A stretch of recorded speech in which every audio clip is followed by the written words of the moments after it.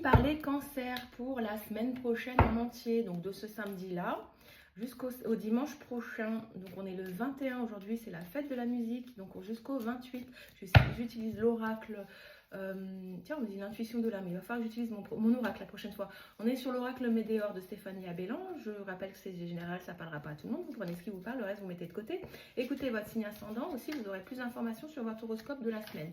Donc là, on vous parle d'énergie de vos vies antérieures. Il y a comme s'il y avait un blocage qui était là.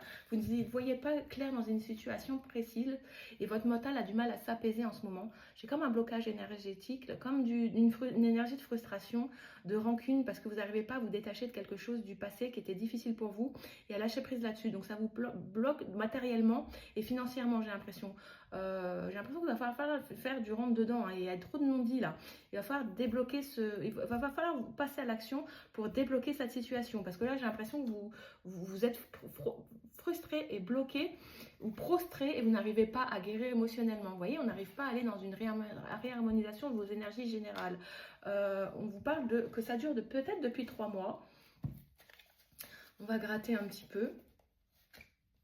C'est en lien avec la famille, hein, c'est du transgénérationnel, ça vous bloque. Et il y a une frère. Alors, on parle aussi d'héritage, hein, une soeur, une frère. Il y a quelqu'un qui vous bloque et ça n'attire pas à vous l'abondance. En tout cas, dans le mois en cours ou dans le trimestre, ça dure peut-être depuis 3 mois, mais dans le mois en cours, peut-être que vous allez essayer de matérialiser les choses en la matière pour essayer de débloquer cette situation-là. Oui, parce que vous n'arrivez pas. Voilà, on parle de blocage karmique là.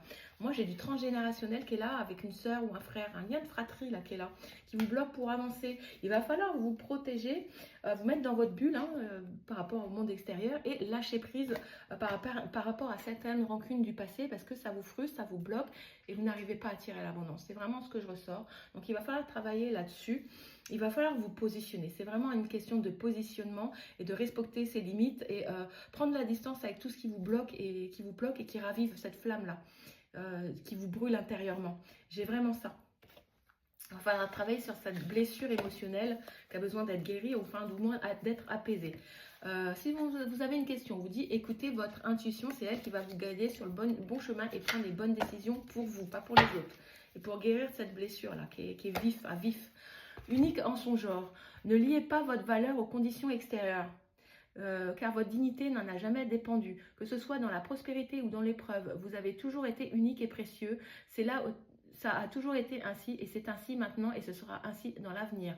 Telle est la vérité immuable.